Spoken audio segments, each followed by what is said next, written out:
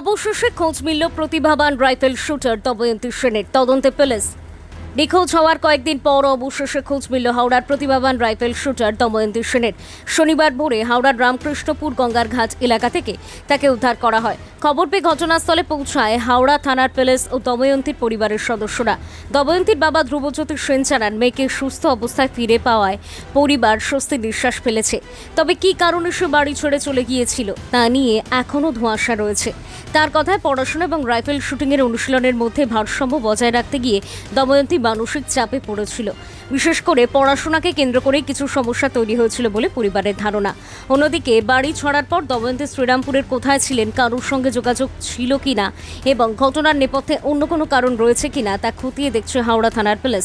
DC central Tousif Ali জানান, প্রাথমিক তদন্তে জানা গিয়েছে যে পড়াশোনাকে কেন্দ্র করে পরিবারের সঙ্গে দময়ন্তীর মনোমালিন্য হয়েছিল।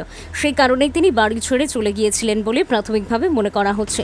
তবে সমস্ত দিক খতিয়ে দেখা হচ্ছে। পুলিশ সূত্রে জানা গিয়েছে, আইনি প্রক্রিয়া মেনে শনিবার দময়ন্তী সেনকে আদালতে পেশ করা হবে। এখন দময়ন্তী আবার ফিরে এসছে, ঠিক আছে, এইটুকু বলার আছে। আর ওর কিছু ইস্যুস ছিল বাড়িতে, প্যারেন্টসের সাথে, স্টাডিজ আর স্পোর্টস নিয়ে। এর বেশি আমরা বলতে চাই না, ওর জন্য বেরিয়ে গেছিলো। আমরা we are very happy that she has been recovered. আর ফিরে এসছে, সশরীরে ফিরে এসছে, সুস্থ আছে। সুস্থ কোথা জায়গায় ছিল সেইগুলো আমরা ভেরিফাই করছি। ওর প্যারেন্টসের আছেন, ওর প্যারেন্টসের সাথে আছেন। এখন ওনাকে এখন কোর্টে প্রডিউস করা হবে, ঠিক আছে। কোথা থেকে পাওয়া গেল? ফিরে এসছে আবার, নিজেই ফিরে এসছে। ভোরবেলা একটা ফোন পেলাম, 5টা কতয়ে একজন লোক ফোন করলো, মানে আমাকে চেনে, আমার ফ্যামিলিকে চেনে। সে বললো আমার বউ হাঁটতে গেছে, আপনার মেয়েকে মনে হয় দেখেছে, কিন্তু অন্য জামা কাপড়ে, রামকৃষ্ণপুর ঘাটে। আপনি ইমিডিয়েট বেরোন, খুঁজুন। তো আমি বললাম, তাহলে আপনার বউয়ের কাছে ফোন আছে? ও বললো না, আমার বউয়ের কাছে ফোন নেই, কিন্তু ও কারোর থেকে ফোন নিয়ে আমাকে ফোন করে বলেছে আপনাকে জানান। আমি জানাচ্ছি, আপনি জানান। আমি সঙ্গে সঙ্গে বেরিয়ে প্রথমে হাওড়া স্টেশন গেলাম, খুঁজলাম, তখন পেলাম না। আবার ব্যাকে এলাম। ব্যাকে আমার কি মনে হলো যে একবার জেটির কাছে যাই। কিন্তু তারপর আমার মনে হলো অত ছেলে শুয়ে আছে, আমার মেয়ে তো ওরকমভাবে যাবে না। তাও বেরিয়ে এলাম। আবার কি মনে হলো যে যাই, একবার দেখেই নি যা হবে। আমি গিয়ে সত্যি দেখলাম একদম কোণে বসে আছে এবং ওকে চিনতে পারছিলাম না, জেটিতে।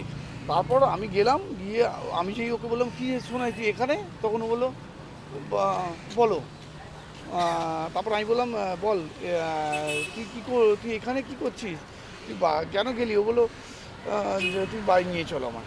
তারপর আমি তো বাড়ি নিয়ে এলাম। তারপর সঙ্গে সঙ্গে আমি পুলিশ প্রশাসন, এডিসিপি ম্যাডাম, যিনি সারা রাত্রি আমাকে পুরো শুধু আমাকে ট্র্যাকিং করেছে, মানে এইভাবে, মানে সারা রাত্রি, মানে আমি প্রথম পুলিশ প্রশাসন যথেষ্ট হেল্প করেছে। এবং মানে 24 ঘন্টা আমাকে প্রত্যেকটা ট্র্যাকিং দিয়েছে, মানে ও কীভাবে কোথায় যাচ্ছে, কার সাথে কথা বলছে।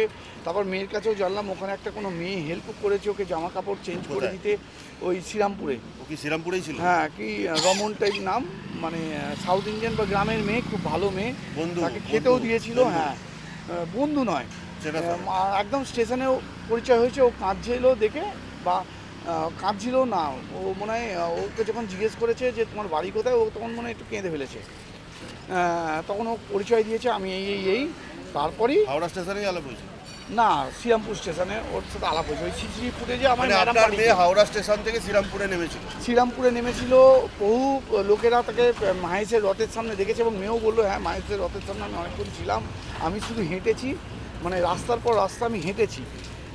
এবং ফিরে আসেই কিন্তু ও প্রথম কথা বললো, বাবা আমি এই খেলাটা খেলবো, আমার ভুল হয়ে গেছে, আমি এই খেলাটা খেলবো। এখনও আমাকে একটাই কথা বলছে, বাবা এই খেলবো। আমি অ্যাসোসিয়েশনেও জানালাম, হাওড়া রাইফেল ক্লাবে জানিয়েছি, জয়দীপ কর্মকার স্যার যিনি অলিম্পিয়ান তাকেও জানিয়েছি যে স্যার যা হোক করে আমার মেয়ে যখন চাইছে নিজে থেকে যে এই খেলাটা খেলতে, ও খেলুক। ব্যুরো রিপোর্ট, নিউজ বঙ্গ লেখনী।